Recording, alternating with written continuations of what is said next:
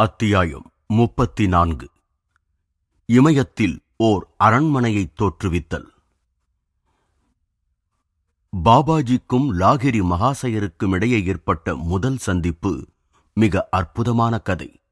மேலும் அம்மரணமற்ற குருவைப் பற்றி விவரமான கருத்தை தெரிவிக்கும் சிலவற்றில் ஒன்றாகும். இச்சொற்கள் சுவாமி கேவலானந்தரின் ஓர் ஆச்சரியமான கதைக்கு முன்னுரையாகும். முதல் தடவையாக அவர் அக்கதையை கூறிய பொழுது நான் மெய்யாகவே பிரமிப்பில் ஆழ்ந்தேன். நான் பல்வேறு சந்தர்ப்பங்களில் அக்கதையை திரும்ப கூறும்படி கனிவு மிகுந்த என் சமஸ்கிருத ஆசிரியரிடம் நயந்து பேசி ஒப்புக்கொள்ளச் செய்திருக்கிறேன். பிறகு அதே கதை கிட்டத்தட்ட அதே சொற்களுடன் ஸ்ரீ யுக்தேஸ்வரால் எனக்கு கூறப்பட்டது. லாகிரி மகாசயரின் இந்த இரண்டு சீடர்களும் பிரமிப்பூட்டும் அந்த கதையை நேரடியாக தங்கள் குருவின் மூலமாக கேட்டு அறிந்திருக்கிறார்கள். பாபாஜியுடன் என் முதல் சந்திப்பு என் 33வது வயதில் நிகழ்ந்தது. லாகிரி மகாசயர் கூறினார், 1861 வருட இலையுதிர் காலத்தில் நான் தானாபூரில் அரசாங்க இராணுவ பொறியியல் இலாக்காவில் கணக்கராக பதவியில் இருந்தேன். ஒரு நாள் காலை அலுவலக மேலாளர் என்னை அழைத்தார். லாகிரி, அவர் கூறினார், நமது தலைமை அலுவலகத்திலிருந்து ஒரு தந்தி இப்பொழுதுதான் வந்தது. ராணிகேத்திற்கு அங்கு தற்போது நிறுவப்பட்டுக் கொண்டிருக்கும் ஒரு இராணுவ முகாமிற்கு நீ மாற்றப்பட வேண்டுமாம். ஒரு வேலைக்காரனுடன் நான் அந்த 500 மைல் பிரயாணத்தை மேற்கொண்டேன். குதிரை மீதும் குதிரை வண்டியிலும் பிரயாணம் செய்து 30 நாட்களில் நாங்கள் இமயத்தின் சாரலில் உள்ள ராணிகேத்தை அடைந்தோம். என் அலுவலக கடமைகள் பொறுப்பு நிறைந்ததாக இல்லை. அந்த அற்புதமான மலைக்குன்றுகளில் திரிந்து பல மணி நேரங்கள் கழிக்க என்னால் முடிந்தது. மிகப்பெரிய மகான்கள் இங்கு வசித்து இந்த இடத்தை ஆசிர்வதிக்கிறார்கள் என்ற வதந்தி எனக்கு எட்டியிருந்தது. எனக்கு அவர்களை காண வேண்டும் என்ற பேரவா உண்டாயிற்று. ஒரு நாள் முற்பகல் நான் அங்கு சுற்றித் திரிந்து கொண்டு இருக்கையில் வெகு தூரத்திலிருந்து ஒரு குரல் என் பெயரை கூவி அழைப்பதைக் கேட்டு திகைப்படைந்தேன். நான் துரோண்கிரி மலையின் மீது சுறுசுறுப்பாக ஏறுவதைத் தொடர்ந்தேன். அக்காட்டு பிரதேசத்தில் இருள் சூழும் முன்னால் திரும்ப வழிச்சுவட்டை கண்டுபிடித்து இறங்க முடியாதோ என்ற எண்ணத்தினால் சிறிது அமைதியற்ற நிலை எனக்கு ஏற்பட்டது. முடிவில் நான் நாலா பக்கங்களிலும் குகைகள் இருந்த ஒரு சிறு சமவெளியை அடைந்தேன். பாறை விளிம்புகளில் ஒன்றின் மேல் இளைஞர் ஒருவர் புன்னகை தவழும் முகத்துடன் என்னை கையை நீட்டி வரவேற்றவாறு நின்று கொண்டிருந்தார். அவரது தாமிர நிற கேசத்தைத் தவிர அவர் குறிப்பிடத்தக்க விதத்தில் என்னைப் போன்று இருந்ததை நான் வியப்புடன் கண்டேன். லாகிரி, நீ வந்து விட்டாய். அந்த மகான் பிரியத்துடன் என்னை நோக்கி இந்தியில் கூறினார், இங்கே குகையில் இளைப்பாறு, நான் தான் உன்னை அழைத்தேன். நான் ஒரு சிறிய சுத்தமான குகையினுள் நுழைந்தேன். அங்கு பல கம்பளிகளும் சில கமண்டலங்களும் காணப்பட்டன. லாகிரி, உனக்கு அந்த ஆசனம் நினைவில் இருக்கிறதா? ஒரு மூலையில் மடித்து வைக்கப்பட்டிருந்த ஒரு கம்பளத்தை அந்த யோகி சுட்டிக்காட்டினார். இல்லை ஐயா, என் விசித்திரமான சாகசச் செயலினால் ஒரு மாதிரியாக பிரமிப்படைந்த நிலையில் நான் தொடர்ந்தேன். நான் இருட்டுவதற்கு முன் கிளம்ப வேண்டும். எனக்கு காலையில் அலுவலகத்தில் வேலை இருக்கிறது. அந்த மர்மமான மகான் ஆங்கிலத்தில் பதிலளித்தார், அந்த அலுவலகம் உனக்காக கொண்டு வரப்பட்டது, நீ அலுவலகத்திற்காக இல்லை.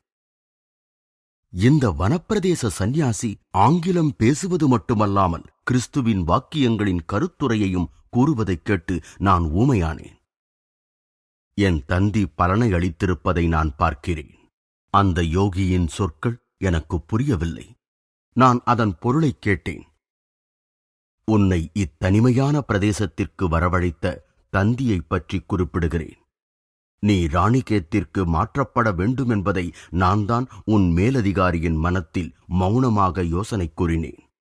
ஒருவர் மனித குலத்துடன் தன் ஐக்கியத்தை உணரும் பொழுது எல்லா மனங்களும் ஒலிபரப்பு நிலையங்களாகி அவற்றின் மூலம் அவர் விருப்பப்படி செயல்பட முடியும். அவர் தொடர்ந்தார், லாகிரி, இந்த குகை உனக்கு உண்மையில் பரிச்சயமானதாக தோன்றவில்லையா? நான் ஒரு குழப்பமான மௌனத்தை கடைபிடித்த பொழுது அந்த மகான் என் அருகில் வந்து என் நெற்றியில் மிருதுவாக தட்டினார். அவருடைய காந்த ஸ்பரிசத்தினால் என் மூளையில் ஓர் அற்புத ஓட்டம் பெருக்கெடுத்து என் முற்பிறவியின் இனிமையான நினைவு ஊற்றை வெளிப்படுத்தியது. எனக்கு நினைவிருக்கிறது. என் குரல் ஆனந்த விசும்பல்களினால் பாதி அடைத்துக் கொண்டது. நீங்கள் எப்பொழுதும் எனக்கு சொந்தமான என் குரு பாபாஜி. கடந்த கால காட்சிகள் என் மனத்தில் தத்ரூபமாக எழுகிறது. இங்கே இந்த குகையில் என் முன்பிறவியில் பல வருடங்களை கழித்துள்ளேன். விவரிக்க முடியாத நினைவுகள் என்னுள் பொங்க நான் கண்ணீருடன் என் குருவின் பாதங்களை தழுவினேன். நான் 30 வருடங்களுக்கு மேலாக நீ திரும்புவதற்காக காத்திருந்தேன். பாபாஜியின் குரல் தெய்வீக அன்புடன் ஒலித்தது. நீ மரணத்தை தாண்டிய வாழ்க்கையின் கொந்தளிக்கும் அலைகளில் நழுவி மறைந்து போய்விட்டாய். உன் கர்ம வினையின் மந்திரக்கோல் உன்னை தொட்டதும் நீ போய்விட்டாய். நீ என்னை காணவில்லையாயினும் நான் என்றும் உன்னை காணாமல் இல்லை. மகிமையான தேவதூதர்கள் மிதந்து வரும் ஒளிப்பிழம்பான சூட்சுமக் கடலின் மீதாக நான் உன்னை தொடர்ந்தபடியே இருந்தேன். சிருள், புயல், எழுச்சி, ஒளி போன்ற எல்லா நிலைகளிலும் எப்படி ஒரு தாய்ப்பறவை தன் குஞ்சுகளை காவல் புரியுமோ அதே போன்று நான் உன்னை தொடர்ந்தபடி இருந்தேன். நீ உன் மனித பருவத்தின் கரு வாழ்க்கையை முடித்து சிசுவாக வெளிவந்த பொழுதும் என் கண் உன்மீதே இருந்தது. நீ உன் குழந்தை பருவத்தில் உனது சிறு உருவத்தை பத்மாசனத்தில் குர்னி மணலின் கீழ் மறைத்துக் கொண்டு அமர்ந்த பொழுது நான் அருவமாக அவ்விடமிருந்தேன். பொறுமையுடன் மாதம் மாதமாக, வருடம் வருடமாக உன்னை கண்காணித்துக் கொண்டு இந்த நிறைவான நாளுக்காக காத்திருந்தேன். இப்பொழுது நீ என்னுடன் இருக்கிறாய். நீ பழைய நாட்களில் விரும்பி வசித்த குகை இதோ. நான் உனக்காக அதை எப்பொழுதும் சுத்தமாகவும் தயாராகவும் வைத்திருக்கிறேன். இதோ நீ தினமும் அமர்ந்து உன் பரந்த இதயத்தை இறைவனுடன் நிறைத்த புனிதமான ஆசன கம்பளம். இதோ நீ என்னால் தயாரிக்கப்பட்ட அமுதத்தை அடிக்கடி அருந்திய கிண்ணம். ஒரு நாள் இதே கிண்ணத்திலிருந்து நீ மறுபடியும் பருகக்கூடும் என்று இந்த பித்தளை கிண்ணத்தை தேய்த்து பளபளவென்று எப்படி வைத்திருக்கிறேன் பார். எனக்கு உரியவனே, உனக்கு இப்பொழுது புரிகிறதா? என் குருதேவா, நான் என்ன சொல்ல? நான் உடைந்த குரலில் மெதுவாக கூறினேன். இம்மாதிரியான அழிவற்ற அன்பை ஒருவன் எங்கு கேள்விப்பட்டிருக்கக்கூடும்? பிறப்பிலும் இறப்பிலும் என் முடிவற்ற பொக்கிஷமான என் குருதேவரை நான் பரவசத்துடன் நோக்கியவாறு இருந்தேன். லாகிரி, நீ புனிதமாக்கப்பட வேண்டும். இந்த கிண்ணத்தில் உள்ள எண்ணெயை குடித்துவிட்டு ஆற்றின் அருகில் படுத்துக்கொள். பாபாஜியின் அனுபவபூர்வமான விவேகம் எப்பொழுதும் முன்னணியில் நிற்கும் என்பதை உடனடியாக ஒரு பழைய புன்சிரிப்புடன் நான் நினைத்து பார்த்தேன். நான் அவர் கட்டளைக்கு கீழ்ப்படிந்தேன். பனிக்கட்டி போன்ற குளிர்ச்சியான இமாலய இரவு கவியத் தொடங்கிய பொழுதும் ஒரு கதகதப்பானதும் இதமானதுமான ஒளி பிரகாசம் என்னுள் படரலாயிற்று. நான் அதிசயித்தேன். என்னவென்று தெரியாத அந்த எண்ணெயினுள் பிரபஞ்ச உஷ்ணம் அடங்கியிருக்கிறதோ? இருளில் கடுமையான ஊதல் காற்று ஒரு பயங்கரமான சவாலாக வீறிட்டு என்னை சுற்றிச் சுழன்றடித்தது. கோகாஷ் நதியின் சில்லென்ற சிறு அலைகள் பாறையாலான கரையின் மீது நீண்டு படுத்திருந்த என் உடலை அவ்வப்பொழுது தொட்டுச் சென்றன. வெகு சமீபத்தில் புலிகளின் உருமல் கேட்டது. ஆனால் என் மனம் பயமற்றிருந்தது. என்னுள் புதிதாக உண்டாகியிருந்த ஒளிபெற்ற சக்தி தகர்க்க முடியாத ஒரு பாதுகாப்பை நிச்சயமாக உணர்த்திற்று. பல மணி நேரங்கள் வேகமாக நகர்ந்தன. வேறொரு பிறவியின் மங்கிய நினைவுகள் தற்சமயம் என் தெய்வீக குருவுடன் மறுபடி இணைந்ததான அற்புத கோலத்துடன் கோர்வையாக இழையலாயின.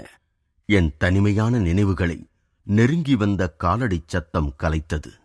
இருளில் ஒரு மனிதனின் கரம் மிருதுவாக நான் எழுந்திருக்க உதவியதுடன் சில உலர்ந்த ஆடைகளையும் கொடுத்தது. வா சகோதரனே, என் தோழர் கூறினார். குருதேவர் உனக்காக காத்திருக்கிறார். அவர் காட்டின் வழியே என்னை இட்டுச் சென்றார். பாதையில் ஒரு திருப்பத்தை நாங்கள் அடைந்தவுடன் தூரத்தில் இருந்த நிலையான வெளிச்சத்தினால் இரவின் இருட்டு ஒளியூட்டப்பட்டது. அது சூரியோதயமாக இருக்குமோ? நான் விசாரித்தேன். முழு இரவும் அதற்குள் நிச்சயம் கழிந்திருக்காதே. இது நடு இரவு நேரம். என் வழிகாட்டி மிருதுவாக நகைத்தார். அந்த ஒளி ஒப்புயர்வற்ற பாபாஜியால் உருவாக்கப்பட்ட ஒரு தங்க மாளிகையின் ஒளிர்தலாகும். மங்கிய கடந்த காலத்தில் நீ ஒரு தடவை ஓர் அரண்மனையின் அழகை அனுபவிக்க வேண்டுமென்ற விருப்பத்தை வெளியிட்டாய். நமது குருதேவர் உனது அந்த விருப்பத்தை திருப்தி செய்து உன்னுடைய கடைசி கர்ம வினையின் பந்தத்திலிருந்து உன்னை விடுவிக்கப் போகிறார். அவர் தொடர்ந்தார். அந்த கண்ணை பறிக்கும் மாளிகைதான் இன்று உனக்கு கிரியா யோக உபதேசம் செய்யும் இடமாகப் போகிறது.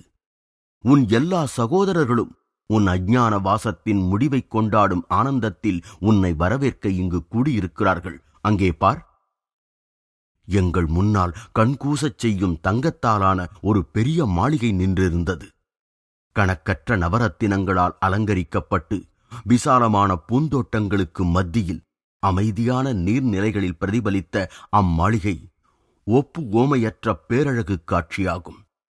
கோபுர அலங்கார வளைவுகள் மிக நுண்ணிய வேலைப்பாடுகளுடன் உயர்ந்த வைரம், நீலம், மரகதம் ஆகிய கற்களினால் இழைக்கப் பெற்றிருந்தன.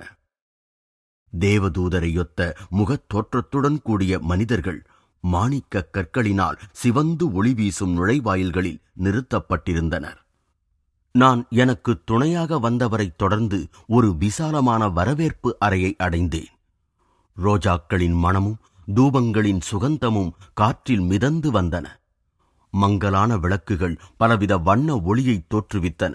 சிறு குழுக்களில் சிலர் சிவந்தும் சிலர் கருத்தும் இருந்த பக்தர்கள் மெதுவாக கீதமிசைத்தவாறு அல்லது தியான நிலையில் மௌனமாக அமர்ந்து உள்ளூரும் சாந்தியில் திளைத்தவராக காணப்பட்டனர். அச்சூழ்நிலையில் அலைமோதும் ஓர் ஆனந்தம் வியாபித்திருந்தது. உன் கண்களுக்கு விருந்து படை. கலைவண்ணம் நிறைந்த இந்த அரண்மனையின் அழகை நன்றாய் அனுபவி. ஏனெனில் இவை உன்னை கௌரவிப்பதற்காகவே படைக்கப்பட்டுள்ளவை என்று என் வழிகாட்டி குறிப்பிட்டதும் நான் ஆச்சரியத்தினால் வியந்தது கண்டு அனுதாபத்துடன் புன்னகைத்தார். சகோதரரே, இம்மாளிகையின் அழகு மனித மனத்தின் கற்பனை எல்லைகளுக்கு அப்பாற்பட்டதாகும். இது தோன்றியதன் மர்மத்தை தயவு செய்து எனக்கு விளக்கிக் கூறுங்கள் என்றேன் நான். உனக்கு சந்தோஷமாக விளக்குகிறேன். என் தோழரின் கருமையான கண்கள் விவேகத்துடன் பளிச்சிட்டன. இது உருவாக்கப்பட்டிருப்பது பற்றி விளக்க முடியாதது ஒன்றுமில்லை. இந்த முழு பிரபஞ்சமும் இறைவனுடைய எண்ணத்தின் வெளிப்பாடுதானே. அண்ட வெளியில் மிதக்கும் ஒரு களிமண் உருண்டையான இவ்வுலகம் இறைவனின் கனவுதான். மனிதன் தன் கனவு உணர்வு நிலையில் பொருட்களை படைத்து உயிரூட்டுவதைப் போலவே இறைவன் எல்லா பொருட்களையும் தன் மனத்திலிருந்துதான் உண்டாக்குகிறான். கடவுள் இவ்வுலகத்தை முதலில் ஓர் எண்ணமாகத்தான் உருவாக்கினார். அவர் அதை துரிதப்படுத்தினார். அணுசக்தியும் பின்னர் பொருளும் தோன்றின. அவர் புவியின் அணுக்களை ஒன்றுக்கொன்று தொடர்புறச் செய்து ஒரு திடமான கோளமாக்கினார். அதனுடைய எல்லா மூலக்கூறுகளும் ஆண்டவனுடைய சங்கற்பத்தால் ஒன்றாக பிணைக்கப்பட்டுள்ளன. அவர் தன் சங்கற்பத்தை திரும்ப எடுத்துக்கொள்ளும் பொழுது பூமியின் சகல அணுக்களும் சக்தியாக மாறிவிடும். அணுசக்தி திரும்ப அது உற்பத்தியான இடமாகிய உணர்வு நிலைக்கே சென்றுவிடும். உலகம் என்ற எண்ணமே அதன் புறத்தன்மையிலிருந்து மறைந்துவிடும். கனவு பொருளானது காண்பவரின் அடிமனத்தின் எண்ணத்தினால் உருவாக்கப்படுகிறது. இணைக்கப்பட்டுள்ள அவ்வெண்ணம் விழிப்பு நிலையில் விலக்கப்படும் பொழுது கனவும் அதன் மூலப்பொருட்களும் கரைந்து விடுகின்றன. ஒரு மனிதன் கண்ணை மூடிக்கொண்டு ஒரு கனவு படைப்பை நிறுவுகிறான். விழித்ததும் எந்த முயற்சியும் இல்லாமல் அதை கலைத்து விடுகிறான். அவன் இறைவனுடைய மூல மாதிரி திட்டத்தை தான் கடைபிடிக்கிறான். அதுபோலவே அவன் பிரபஞ்ச உணர்வில் விழிப்படைந்தவுடன் எந்த சிரமமும் இல்லாமல் பிரபஞ்ச கனவு உலகத்தின் பொய்த் தோற்றத்தை கலைத்து விடுகிறான். எல்லையில்லாத எல்லாம் செய்யவல்ல இச்சா சக்தியுடன் இசைந்து பாபாஜியினால் மூல அணுக்களை அவைகள் தாமே இணைந்து எந்த உருவத்தில் வேண்டுமானாலும் உருக்கொள்ளுமாறு ஏவ முடிகிறது. இந்த பூமி எந்த அர்த்தத்தில் உண்மையோ அந்த விதத்திலேயே கன நேரத்தில் உருவாக்கப்பட்ட இந்த மாளிகையும் உண்மையே. இறைவனின் எண்ணம் எப்படி உலகை சிருஷ்டித்து பின் அவருடைய இச்சாசக்தி அதை காப்பாற்றியும் வருகிறதோ அதே போல பாபாஜி இந்த அழகிய மாளிகையை தன் மனத்திலிருந்து படைத்து தன் இச்சாசக்தியினால் அதன் அணுக்களை ஒரு சேர வைத்திருக்கிறார். அவர் தொடர்ந்தார், இந்த கட்டிடம் தன் காரியத்தை ஆற்றிய பிறகு பாபாஜி அதன் உருவை கலைத்து விடுவார். நான் திக்பிரமையுடன் மௌனமாக நின்ற பொழுது என் வழிகாட்டி கையை வீசி சைகை செய்தார். நவரத்தினங்களினால் அற்புதமாக இழைக்கப்பட்ட இந்த ஜொலிக்கும் மாளிகை மனித முயற்சியினால் கட்டப்படவில்லை. அதிலுள்ள பொன்னும் மணிகளும் சுரங்கங்களிலிருந்து சிரமத்துடன் தோண்டப்படவில்லை. அது மனிதனுக்கு நிலையான ஒரு சவாலாக திடமாக உயர்ந்து நிற்கிறது. எவனொருவன் தன்னை இறைவனின் மகனாக அறிந்து கொள்கிறானோ, பாபாஜி உணர்ந்திருப்பதைப் போல அவன் தன்னுள் மறைந்திருக்கும் எல்லையற்ற சக்தியினால் எந்த குறிக்கோளையும் அடைய முடியும். ஒரு சாதாரண கல் மறைவாக அபாரமான அணுசக்திகளை பெற்றிருக்கிறது. அதேபோல் மிக கீழ்நிலையில் உள்ள மனிதன் கூட தெய்வீக சக்தியின் இருப்பிடம் ஆகிறான். அந்த முனிவர் அருகிலுள்ள மேஜையிலிருந்து ஒரு வசீகரமான பூச்சாடியை கையில் எடுத்தார். அதன் கைப்பிடி வைரங்களினால் ஜொலித்துக் கொண்டிருந்தது. நம் மேன்மையான குருதேவர் பிரபஞ்சத்தின் பல்லாயிரக்கணக்கான சுதந்திரமான கிரணங்களை கெட்டியாக்கி இம்மாளிகையை படைத்திருக்கிறார். அவர் தொடர்ந்தார், இந்த பூச்சாடியையும் அதன் வைரங்களையும் தொட்டுப்பார். இந்திரிய அனுபவத்தில் எல்லா சோதனைகளையும் அவை வென்றுவிடும். நான் அப்பூச்சாடியை சோதித்தேன். அதிலிருந்த நவரத்தினங்கள் ஓர் அரசனின் பொக்கிஷத்திற்குகந்தவை. மின்னிக் கொண்டிருந்த தங்கத்தாலாகிய அறையின் கனமான சுவர்களை கையால் தடவி பார்த்தேன். என் மனத்தில் ஆழ்ந்த திருப்தி படர்ந்தது. கடந்த பிறவிகளில் உண்டாகி உள்மனத்தில் மறைந்திருந்த ஒரு விருப்பம் இப்பொழுது ஒரே சமயத்தில் நிறைவேறி அழிந்துவிட்டதாகத் தோன்றியது. என் கம்பீரமான தோழர் என்னை அலங்கரிக்கப்பட்ட வளைவுகள் மற்றும் தாழ்வாரங்கள் வழியாக ஒரு சக்கரவர்த்தியின் அரண்மனையைப் போன்று உயர்ந்த முறையில் பொருட்கள் அமைக்கப்பட்டிருந்த அறைகள் பலவற்றினுள் என்னை அழைத்துச் சென்றார். நாங்கள் ஒரு பிரம்மாண்டமான மண்டபத்தினுள்ளே நுழைந்தோம். அதன் நடுவில் கண்கூசும் பல வண்ணங்களை வாரி இறைக்கும் நவரத்தினங்கள் இழைத்த ஒரு தங்க சிம்மாசனம் இருந்தது. அங்கு பத்மாசனத்தில் மகாபாபாஜி அமர்ந்திருந்தார். நான் பளபளக்கும் அந்த தரையின் மீது அவர் திருவடிகளில் விழுந்து வணங்கினேன். லாகிரி, நீ இன்னும் தங்க அரண்மனைக்கான உன் கனவு ஆசைகளில் திளைத்துக் கொண்டிருக்கிறாயா? என் குருவின் கண்கள் அவர் படைத்த நீல மணிகளைப் போலவே மின்னிக் கொண்டிருந்தன. விழித்துக்கொள், உன் பூவுலக விருப்பங்கள் எல்லாமே நிரந்தரமாக தணிந்துவிடப் போகின்றன. அவர் மறைபொருளுள்ள சில ஆசீர்வாத சொற்களை உச்சரித்தார். என் மகனே, எழுந்திரு. கிரியா யோகத்தின் மூலம் இறைவனின் சாம்ராஜ்யத்தை அடைய உன்னுடைய தீட்சையை பெற்றுக்கொள். பாபாஜி தன் கையை நீட்டினார். பழங்களாலும் மலர்களாலும் சூழப்பட்ட ஒரு வேள்வி குண்டம் தோன்றியது. இந்த கொழுந்து விட்டெறியும் பீடத்திற்கு முன்னால் விடுதலை தரும் யோக உத்தியாகிய கிரியா தீட்சையை பெற்றேன். விடியற்காலையில் சடங்குகள் முடிவு பெற்றன. என் பரவசமான நிலையில் எனக்கு நித்திரையின் அவசியம் இருக்கவில்லை. பொக்கிஷங்களாலும் மிக நேர்த்தியான வேலைப்பாடுகள் உடைய கலைப்பொருட்களாலும் நிறைந்திருந்த அம்மாளிகையின் அறைகளை சுற்றி நான் திரிந்தேன். தோட்டங்களுக்கும் சென்றேன். அருகிலேயே நேற்று நான் கண்ட குகைகளையும் வறண்ட மலைப்பாறைகளின் விளிம்புகளையும் கண்டேன். ஆனால் அப்பொழுது அவை ஒரு பெரிய மாளிகைக்கும் மலர் தோட்டங்களுக்கும் அருகே இருக்கவில்லை. இமயத்தின் குளிர்ச்சியான சூரிய ஒளியில் நம்ப முடியாதபடி பிரகாசித்துக் கொண்டிருந்த மாளிகைக்குள் திரும்பச் சென்று நான் என் குருவை நாடினேன். அவர் பல அமைதியான சீடர்களால் சூழப்பட்டு இன்னும் அந்த அரியணையிலேயே அமர்ந்திருந்தார். லாகிரி, உனக்கு நல்ல பசி. பாபாஜி தொடர்ந்தார். உன் கண்களை மூடிக்கொள். நான் மறுபடி கண்ணை திறந்ததும் மனத்தை மயக்கும் அந்த மாளிகையும் அதன் தோட்டங்களும் மறைந்து விட்டிருந்தன. என் சொந்த உடலும் பாபாஜி மற்றும் அவருடைய சீடர்களின் உருவங்களும் மாளிகை மறைந்த அதே இடத்தில் வெயில் படர்ந்த அந்த குகை வாயில்களிலிருந்து அதிக தூரமில்லாத வெறும் தரையில் அமர்ந்திருந்தன. இம்மாளிகை கலைத்து விடப்படும். அதனுள் பிடித்து வைக்கப்பட்டிருந்த அணுக்குவியல்கள் எங்கிருந்து கிளம்பினவோ அந்த எண்ண சாராம்சத்திற்குள் விடுவிக்கப்பட்டுவிடும் என்று எனது வழிகாட்டி குறிப்பிட்டதை நான் நினைவுபடுத்திக் கொண்டேன். அதிர்ச்சி அடைந்த போதிலும் நான் குருவை நம்பிக்கையுடன் நோக்கினேன். அற்புதங்கள் நிறைந்த அந்த நாளில் அடுத்தபடி எதை எதிர்பார்ப்பதென்றே எனக்கு தெரியவில்லை. அந்த மாளிகை எதற்காக படைக்கப்பட்டதோ அந்த நோக்கம் நிறைவேறிவிட்டது. பாபாஜி விளக்கினார். அவர் தரையிலிருந்து ஒரு மண் பாண்டத்தை எடுத்தார். அதற்குள் உன் கையை விட்டு உனக்கு விருப்பமான உணவை எடுத்துக்கொள் என்றார். நான் அந்த அகன்ற வெறும் கலயத்தை தொட்டேன். நெய்யாலான சூடான பூரிகளும் கறி வகையும் இனிப்பு பண்டங்களும் தோன்றின. நான் சாப்பிட சாப்பிட அப்பண்டம் எப்பொழுதும் நிரம்பியே இருந்ததைக் கண்டேன். சாப்பிட்டு முடிந்ததும் நான் தண்ணீருக்காக சுற்றி நோக்கினேன். என் குரு எனக்கு முன்னால் இருக்கும் கலயத்தை சுட்டிக்காட்டினார். உணவு மறைந்து அதன் இடத்தில் நீர் நிறைந்திருந்தது. இறைவனின் ராஜ்யமானது உலக வாழ்க்கைக்குரிய தேவைகளின் பூர்த்திகளையும் உள்ளடக்கி இருக்கிறது என்பதை ஒரு சில மானிடரே அறிவார்கள். பாபாஜி குறிப்பிட்டார். தெய்வீக ஆட்சி பூமியை சார்ந்துள்ளவற்றிற்கும் பரவியுள்ளது. ஆனால் பின்னால் கூறப்பட்டது பொய்த்தோற்ற தன்மையானதால் உண்மையின் சாரம் அதனிடமில்லை. அன்புடைய குருதேவா, நேற்றிரவு தாங்கள் எனக்காக மண்ணுலகு விண்ணுலகு ஆகிய இரண்டிலும் உள்ள அழகின் இணைப்பை தோன்ற செய்தருளினீர்கள்.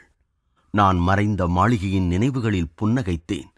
உண்மையில் எந்த எளிய யோகியும் இதுவரை இதைவிட அதிகமாக கவர்ச்சியூட்டும் ஆடம்பரமான சூழ்நிலையில் மகோன்னதமான ஆத்மாவின் புதிர்களை அறியும் தீட்சை பெற்றிருக்க மாட்டார். நான் மன அமைதியுடன் அப்பொழுது இருந்த முற்றிலும் மாறுபட்ட காட்சியை நோக்கினேன். உலர்ந்த கட்டாந்தரை, வானமாகிய கூரை, ஆதிகாலத்திய இருப்பிடங்களைத் தரும் குகைகள் எல்லாமே சுற்றியிருந்த ஒளி நிறைந்த முனிவர்களுக்கு ஓர் அழகான இயற்கை பின்னணியாக தோன்றியது. அன்று மதியம் நான் என் முற்பிறவி அனுபவங்களின் தொடர்புகளால் புனிதமாக்கப்பட்டு என் கம்பளி மேல் அமர்ந்திருந்தேன். என் தெய்வீக குருதேவர் அருகில் வந்து தன் கையை என் தலைமேல் செலுத்தினார். நான் நிர்விகல்ப சமாதியை அடைந்து இடைவிடாமல் 7 நாட்களுக்கு அந்த பரமானந்தத்தில் திளைத்திருந்தேன். ஆத்ம ஞானத்தின் ஒவ்வொரு நிலையையும் படிப்படியாக கடந்து நான் மரணமற்ற பரவெளியை ஊடுருவினேன். மாயையின் எல்லா கட்டுப்பாடுகளும் விடுபட்டொழிந்தன.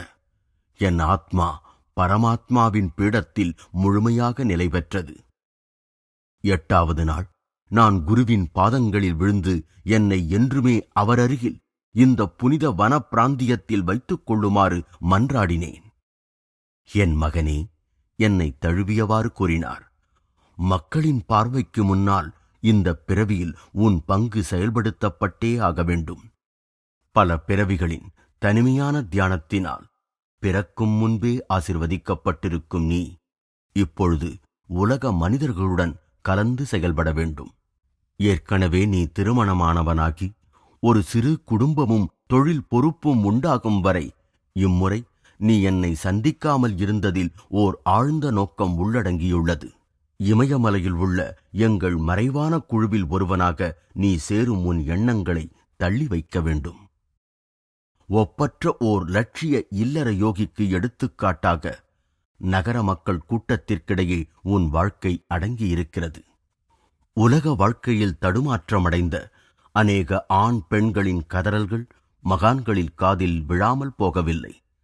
ஊக்கத்துடன் நாடும் எண்ணற்றோர்க்கு கிரியா யோகத்தின் மூலமாக ஆத்ம சாந்தியை அளிப்பதற்கு நீ தேர்ந்தெடுக்கப்பட்டிருக்கிறாய். குடும்ப பந்தங்களாலும் பாரமான லோகாயத கடமைகளாலும் சுமைப்பட்டிருக்கும் லட்சக்கணக்கானவர்கள் அவர்களைப் போன்ற இல்லறத்தானான உன்னிடத்திலிருந்து புதிய தைரியத்தை பெறுவார்கள். மிக உயர்ந்த யோக சாதனைகள் இல்லறத்தானுக்கு தடை செய்யப்படவில்லை என்பதை நீ அவர்களுக்கு புரிய வைத்து வழிகாட்ட வேண்டும். உலகத்திலேயே இருந்து கொண்டும் கூட யோகியானவன் சொந்த நோக்கம் அல்லது பற்று இன்றி தன் பொறுப்புகளை விசுவாசத்துடன் செயல்படுத்தும் பொழுது அவன் ஞான ஒளியை அடையும் நிச்சயமான பாதையில் நடப்பவனாகிறான். நீ இவ்வுலகத்தை விட்டு போக வேண்டுமென எந்த அவசியமும் கட்டாயப்படுத்தவில்லை. ஏனெனில் நீ உள்ளுக்குள்ளேயே கர்ம வினையின் ஒவ்வொரு தலையையும் அறுத்தெறிந்து விட்டாய். இவ்வுலகத்தை சார்ந்தவனாக இல்லாவிடனும் நீ அதில் இருந்தேயாக வேண்டும். நீ இவ்வுலகில் உன் குடும்பம், தொழில், சமூகம் மற்றும் ஆன்மீக கடமைகள் மனசாட்சியுடன் நிறைவேற்றுவதற்காக இன்னும் அநேக வருடங்கள் உள்ளன. உலகப் பற்றுள்ள மனிதர்களின் வறண்ட இதயங்களில் தெய்வீக நம்பிக்கையின் புத்துணர்ச்சி ஊடுருவும். உன்னுடைய சமநிலையான வாழ்க்கையிலிருந்து அவர்கள் விடுதலை என்பது வெளித்துறவுகளை விட உட்துறவை சார்ந்து இருக்கிறது என்பதை உணர்ந்து கொள்வார்கள். உயர்ந்த இமயத்தின் தனிமையில் நான் என் குருவின் சொற்களை செவிமடுக்கும் பொழுது என் குடும்பம், அலுவலகம், இந்த உலகம் எல்லாம் எங்கோ தொலைதூரத்தில் இருப்பதான ஒரு தோற்றம். ஆயினும் அவருடைய சொற்களில் பிடிவாதமான உண்மை ஒலித்தது. ஆசிர்வதிக்கப்பட்ட இந்த அமைதியின் புகலிடத்தை விட்டுச் செல்ல நான் பணிவுடன் ஒப்புக்கொண்டேன். இந்த யோகக் கலையை குரு சிஷ்யனுக்கு கற்றுக் கொடுக்கும் பொழுது கடைபிடிக்க வேண்டிய கடினமான புராதன விதிகளை பாபாஜி எனக்கு போதித்தார். கிரியா திறவுகோலை தகுதியான சீடர்களுக்கு மட்டும் உபதேசம் செய், பாபாஜி கூறினார். எவனொருவன் இறைவனை நாடுவதில் எல்லாவற்றையும் துறப்பதாக சபதம் எடுத்துக் கொள்கிறானோ அவனே தியானம் என்ற விஞ்ஞானத்தின் மூலமாக வாழ்க்கையின் இறுதியான புதிர்களை அவிழ்க்க தகுதியுடையவன். தேவகுருவே, இழந்திருந்த கிரியாக்கலையை உயிர்ப்பித்ததன் மூலம் மனித குலத்திற்கு ஏற்கனவே ஆதரவு அளித்துள்ள தாங்கள் சீடர்களுக்கான கடுமையான தேவைகளை தளர்த்தி அதன் நன்மையை இன்னும் அதிகரிக்கச் செய்யலாகாதா? நான் பாபாஜியை வேண்டுதலுடன் நோக்கினேன். உண்மையாக நாடும் யாவர்க்கும் அவர்கள் தொடக்கத்தில் உள்ளார்ந்த முழுமையான உட்டுறவு நிலைக்கு உறுதியளிக்க முடியாவிடினும் கிரியாவை கொடுக்க எனக்கு அனுமதி அளிக்கும்படி நான் வேண்டுகிறேன். உலகத்தில் மும்முனை துன்பங்களினால் தொடரப்பட்டு வேதனைப்படும் ஆடவரும் பெண்டீரும் விசேஷமாக ஊக்கமளிக்கப்பட வேண்டியவர்கள். அவர்களுக்கு கிரியா உபதேசம் அளிக்கப்படாமல் நிறுத்தி வைக்கப்பட்டால் அவர்கள் என்றுமே விடுதலைக்கான மார்க்கத்தை நாடமாட்டார்கள். அப்படியே ஆகட்டும். உன் மூலம் இறைவனின் விருப்பமே வெளியிடப்பட்டது. உன்னிடம் பணிவுடன் உதவியை நாடுவோர் யாவருக்கும் கிரியாவை அளி, கருணைமிக்க அந்த குரு கூறினார். சிறிது நேர மௌனத்திற்குப் பிறகு பாபாஜி தொடர்ந்தார். உன் சிஷ்யர்கள் ஒவ்வொருவருக்கும் பகவத்கீதையில் கூறப்பட்ட இந்த மகத்தான வாக்குறுதியை திரும்பவும் எடுத்துக் கூறு. ஸ்வல்பமப்யஸ்ய தர்மஸ்ய த்ராயதே மகதோ பயாத். இந்த தர்மத்தின், அதாவது அறநெறிச் சடங்கு அல்லது நற்செயலின் சிறிதளவு பயிற்சி கூட பெரும் பயத்திலிருந்து மாபெரும் துன்பங்களை இயல்பாகவே உடைய திரும்ப திரும்ப உண்டாகும் பிறப்பு இறப்பு என்ற சூழல்களிலிருந்து உன்னை காக்கும். மறுநாள் காலை விடைபெறும் போது ஆசியைப் பெறுவதற்காக நான் என் குருவின் பாதங்களில் பணிந்து நிற்கும் பொழுது அவரை பிரிவதில் எனக்கிருக்கும் ஆழ்ந்த தயக்கத்தை அவர் உணர்ந்தார். என் அன்பான குழந்தாய், நமக்குள் பிரிவென்பது இல்லை. அவர் மிகுந்த பாசத்துடன் என் தோளைத் தொட்டார். நீ எங்கிருந்தாலும் சரி, எப்பொழுது என்னை அழைத்தாலும் சரி, நான் அக்கணமே உன்னுடன் இருப்பேன். அவருடைய அற்புதமான வாக்குறுதியினால் ஆறுதல் அடைந்தும் புதிதாக அடைந்த இறை ஞான தங்கம் என்ற செல்வத்துடன் நான் மலையிலிருந்து இறங்கினேன். நான் இமயமலை காடுகளில் தொலைந்து விட்டதாக 10 நாட்களாக நினைத்துக் கொண்டிருந்த சக ஊழியர்களால் நான் வரவேற்கப்பட்டேன். தலைமை அலுவலகத்திலிருந்து சீக்கிரமே ஒரு கடிதம் வந்தது. லாகிரி தானாப்பூர் அலுவலகத்திற்கு திரும்ப வேண்டும் என்று அதில் கண்டிருந்தது. ராணிகேத்திற்கு அவருடைய மாற்றல் தவறுதலால் ஏற்பட்டது. ராணிகேத்தில் பணியை ஏற்றுக்கொள்ள வேறு ஒருவர் அனுப்பப்பட்டிருக்க வேண்டும். என்னை இந்தியாவின் இந்த வெகுதூர இடத்திற்கு கொண்டு சேர்த்த சம்பவங்களில் மறைந்துள்ள குறுக்கீடுகளை எண்ணி எனக்குள் நகைத்துக் கொண்டேன். தானாப்பூருக்கு திரும்புவதற்கு முன்னால் நான் மொராதாபாதில் ஒரு வங்காள குடும்பத்துடன் சில தினங்கள் கழித்தேன். 6 நண்பர்கள் அடங்கிய குழு என்னை வரவேற்க அங்கு கூடியிருந்தது.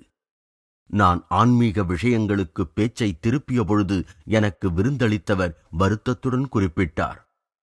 ஓ, இந்நாட்களில் பாரதம் மகான்களின்றி வறுமையாகிவிட்டது. பாபு, நான் உணர்ச்சியுடன் மறுத்தேன். இன்னமும் இந்நாட்டில் உயர்ந்த மகான்கள் இருக்கவே செய்கிறார்கள். ஏதோ ஓர் உணர்ச்சி வேக மனநிலையினால் நான் தூண்டப்பட்டு இமயத்தில் எனக்கு ஏற்பட்ட அற்புதமான அனுபவங்களை விவரித்தேன். அச்சிறு குழு மிக பணிவுடன் தன் அவநம்பிக்கையை தெரிவித்தது. லாகிரி, ஒருவர் ஆறுதலாக கூறினார், அந்த அடர்த்தி குறைந்த மலைக்காற்றில் உன் மனம் சோர்வு அடைந்து விட்டது. நீ கூறியது ஏதோ ஒரு பகற்கனவுதான். உண்மையின் உற்சாகத்தினால் உந்தப்பட்டு நான் சரிவர யோசனை செய்யாமல் கூறினேன். நான் அழைத்தால் என் குரு இந்த வீட்டிலேயே தோன்றுவார். ஒவ்வொரு கண்ணிலும் உற்சாகம் ஒளிர்ந்தது. அம்மாதிரியான ஓர் அதிசயத்தை அக்குழு காண விரும்பியதில் ஆச்சரியமில்லை. அரை மனத்துடன் 2 புது கம்பளங்களும் அமைதியான அறையும் கேட்டேன். ஆகாய வெளியிலிருந்து குருதேவர் தோன்றுவார் என்றேன் நான். அமைதியாக வெளியில் இருங்கள், நான் சீக்கிரமே உங்களை அழைக்கிறேன். நான் வினயத்துடன் என் குருவை அழைத்தபடி தியானத்தில் ஆழ்ந்தேன். இருட்டான அந்த அறையில் மங்கலான இதந்தரும் ஒளி பரவியது. அதிலிருந்து ஒளிமயமான பாபாஜியின் உருவம் வெளிப்பட்டது. லாகிரி, இந்த அற்ப விஷயத்திற்காகவா நீ என்னை அழைக்கிறாய்? குருதேவரின் பார்வை கடுமையாயிருந்தது. சத்தியம் உண்மையாகவே தேடுபவர்களுக்கு உரியது, வெறும் ஆவல் உடையவர்களுக்கல்ல. கண்ணால் பார்க்கும் பொழுது நம்புவது சுலபம். ஆன்மாவை ஆழ்ந்து தேட அவசியமில்லை. இந்திரியங்களை கடந்த உண்மையானது இயல்பான லோகாயத அவநம்பிக்கையை யார் வெல்கிறார்களோ அவர்களால் தகுதியுடன் கண்டுபிடிக்கப்படுகிறது. அவர் தீவிரமாக கூறினார், என்னை போகவிடு. நான் பிரார்த்தித்தபடியே அவர் காலடியில் விழுந்தேன். தெய்வீக குருவே, என் பெரிய தவற்றை நான் உணர்கிறேன். நான் தாழ்மையுடன் மன்னிப்பும் கேட்கிறேன். ஆன்மீக விஷயங்களில் குருடாயிருந்த இவர்கள் மனத்தில் நம்பிக்கையை ஊட்டுவதற்காகவே நான் தங்களை அழைக்கத் துணிந்தேன்.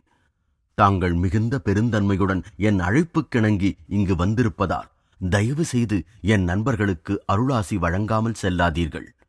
அவர்கள் நம்பிக்கை இல்லாதவர்கள்தாம். இருந்தாலும் என் விசித்திரமான கூற்றை குறைந்தபட்சம் சோதித்துப் பார்க்க விருப்பமுடையவர்களாக இருந்தார்கள் அல்லவா? மிக நல்லது. நான் கொஞ்ச நேரம் தங்குகிறேன். உன் நண்பர்களுக்கு முன்னால் உன் சொற்கள் அவமதிக்கப்படுவதை நான் விரும்பவில்லை. பாபாஜியின் முகம் கனிவாகியது. ஆனால் அவர் மிருதுவாகத் தொடர்ந்தார். இனிமேல் என் மகனே, உனக்கு எப்பொழுது தேவையோ அப்பொழுதுதான் நான் வருவேன். நீ கூப்பிடும் பொழுதெல்லாம் இல்லை என்றார். நான் கதவை திறந்தபொழுது அந்த சிறிய குழுவில் இறுக்கமான மௌனம் ஆட்சி புரிந்தது. தங்கள் புலன்களையே நம்பாதது போல் அக்கம்பள ஆசனத்தில் அமர்ந்திருந்த ஒளிமயமான உருவத்தை கண்கொட்டாமல் அவர்கள் பார்த்தனர். இது எங்களை மொத்தமாக வசப்படுத்தியதாகும்.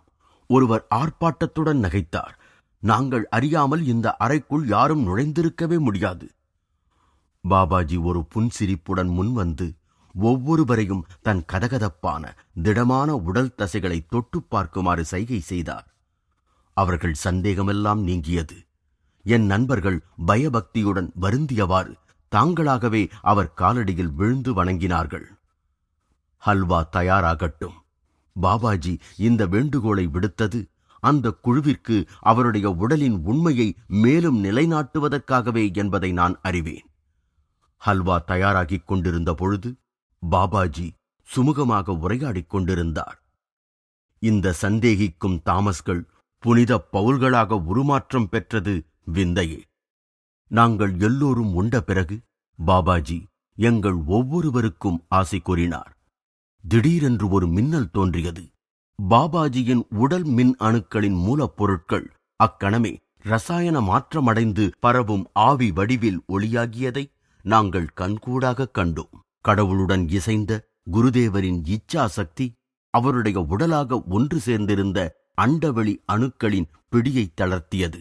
உடனே கோடிக்கணக்கான நுண் உயிர்த்துகள் பொறிகள் அண்டகோச களஞ்சியத்திற்குள் மறைந்தன. மரணத்தை வென்றவரை நான் என் சொந்த கண்களாலேயே கண்டேன். அக்குழுவில் ஒருவரான மைத்ரா மிகுந்த பயபக்தியுடன் உரைத்தார். அவர் முகம் சமீபத்தில் உண்டான விழிப்பின் ஆனந்தத்துடன் உருமாறியிருந்தது. ஒரு குழந்தை குமிழிகளுடன் விளையாடுவது போல் அந்த பரமகுரு காலம், இடம் இவைகளுடன் விளையாடினார். விண்ணுலகு மண்ணுலகு இவைகளின் திறவுகோலை கையில் வைத்திருக்கும் ஒருவரை கண்டுவிட்டேன்.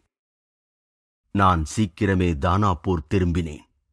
பரமாத்மாவில் திடமாக நங்கூரம் ஊன்றிக்கொண்டு நான் மறுபடியும் ஒரு இல்லறத்தானின் குடும்பம் மற்றும் தொழில் சார்ந்த பலவிதமான கடமைகளை ஏற்றேன் என்று லாகிரி மகாசயர் கூறி முடித்தார்.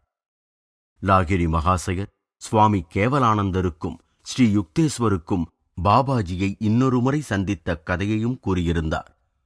அந்த பரமகுரு, உனக்கு தேவையாயிருக்கும் பொழுது நான் வருவேன் என்ற தன் வாக்குறுதியை நிறைவேற்றிய பல தடவைகளில் அதுவும் ஒன்றாகும். அது அலகாபாத் கும்பமேளா நடக்கும் காட்சியாகும்.